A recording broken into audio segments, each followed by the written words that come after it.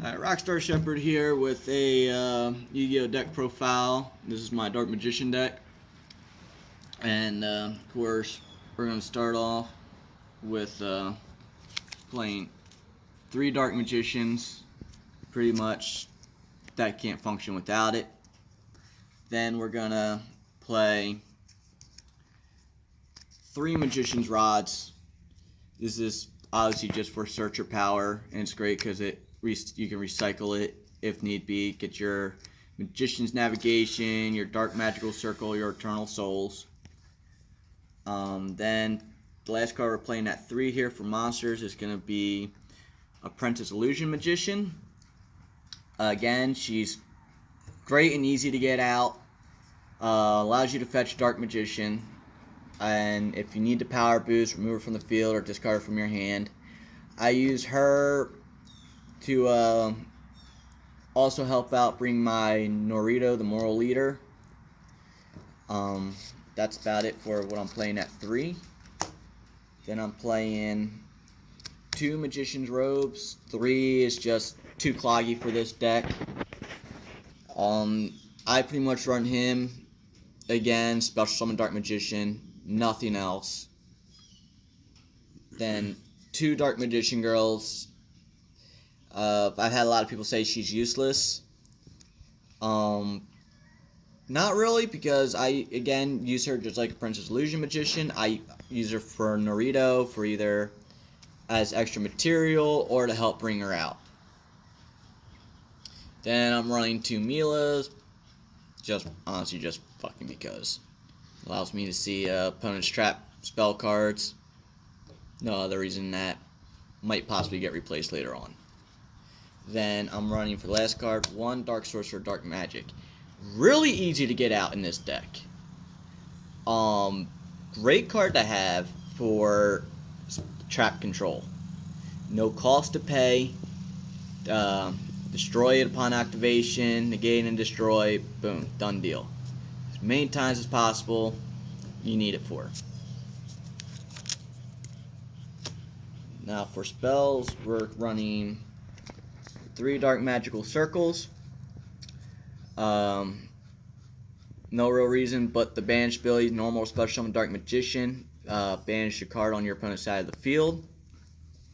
Then this is one I'm running 3 of the Eye of Tamises. I get a lot of shit for this, but it works with my build, so I run with it.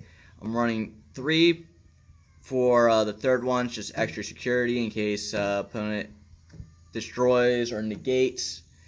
I still have another one to fall back on. It helps me get out Dark Paladin, Dark Magician, the Dragon Knight, or even just Dark Magician Girl, the Dragon Knight, or Amulet Dragon. That's all I'm playing with 3s for spells. Now I'm playing 2 Dark Magic Inheritance. Again, banish 2 spells from your graveyard.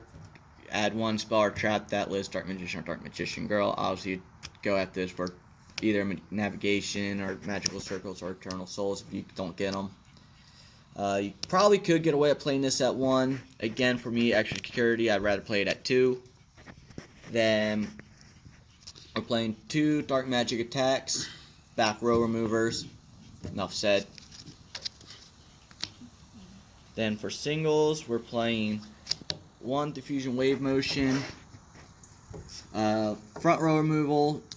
Great combo with Dark Sorcerer or Dragon Knight or even Amulet Dragon if you could power him up enough. 1 Monster Reincarnation, for in case my Dark Sorcerer goes to the graveyard, I could bring him back in my hand.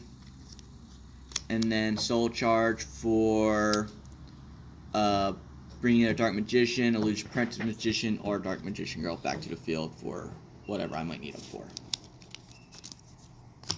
Moving on to the traps. Running 3 Magician's Navigations. Again, Special Summon Dark Magician from your hand. Go after another level 7 or lower Dark Spellcaster.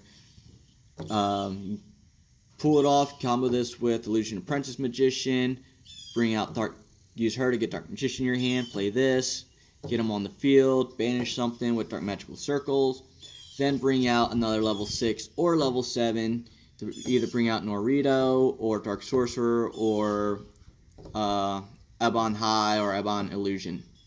So, and I don't use all 3 for that ability. I tend to use discard one without using the first ability, so I can have it in my graveyard for the spell or trap negation. Then for 2s, we're playing 2 Solemn Strikes. Again, negate, destroy, special summon, or a monster effect. Help dealing with Ash Blossoms and shit like that. Current meta bullshit. 2 Eternal Souls. I see a lot of people playing this at 3. I don't really like it. Don't really need it at 3 in this build. So I'm running at 2. Great for fetching Dark Magic attack if you need it. Don't use it for. I personally don't use it for that. I use it for just a special summon Dark Magician. So that's about it. Then for my singles, I'm playing 1 Call of the Grave, negate opponent's Monster Reborn. 1 Dark Renewal, again, special summon a Dark Spellcaster type. Obviously, it's going to be Dark Magician, unless I need Dark Magician Girl. And I get to remove a opponent's monster from the field. Then I'm running Eradicator Epidemic for spell and trap removing. Really great for that, whichever one I decide for. Then 1 Gritting Grave Virus. Again, kind of like with Eradicator, thin out my opponent's deck. Less cards they have, closer to deck out, whatever. Good to combo with, if you want to take the risk, Dark Magician and Dragon Champion, or Dragon Knight, I'm sorry, or Omelet Dragons. If you can power up Omelet Dragon to more than 3,000, that's more cards your opponent has to get rid of. And then finally, Mirror Force. We all know what that does, so I'm not even going to bother going and explaining. Now for my extra deck, I'm running 2 Dark Magician and the Dragon Knights. Again, risky with playing with Gritting Grave Virus for the simple fact that if you have Eternal Souls, I add him just for my back row protection, so if I remove him, that's open, my opponent targets that, guess what? I'm fucked. So, but still great for back row protection. Then I'm running 1 Dark Magician Girl, a Dragon Knight. Don't see her often. I pretty much get my win off without needing her, but if I can get my Dark Paladin out, or my Dark Sorcerer out, or Norito out, I have her for at least destroying a face-up card. Either spell, trap, monster, field clear. Omelet Dragon, again, another card I don't see often, but it's still good to have. Banish spells from either player's graveyard. Gets 100 attack point power boost from it. Again, great for comboing with Gritting Grave Virus as your opponent loses a card for every 500. And then if he's destroyed, sent to the graveyard, you can special summon 1 Spellcaster monster. Then we're running 2 Dark Paladins, mainly for the spell negation and destruction. Whenever your opponent activates a spell card, you can discard a card, negate, and then destroy it. So that's it for fusions I'm playing. I'm playing 1 Norito, again in case I can't get Dark Paladin out or Dark Sorcerer out right away. Great to have as a backup for spell trap negation, and pretty much when I've exhausted her and I don't need her, I'll use her to special summon my Ebon Illusion Magician. He takes a rank 6, or you could do 2 level 7 spellcasters, and I don't use him so much for the special summon because, as you saw, I got plenty to deal with that. But I like using him for that extra banishing power. Whenever a normal type spellcaster monster attacks, I just gotta declare an attack and I get to banish. And then finally, one Ebon High Magician. Again, the only reason why I'm using him is because the attaching material on my opponent's turn, I can play a trap card from my hand.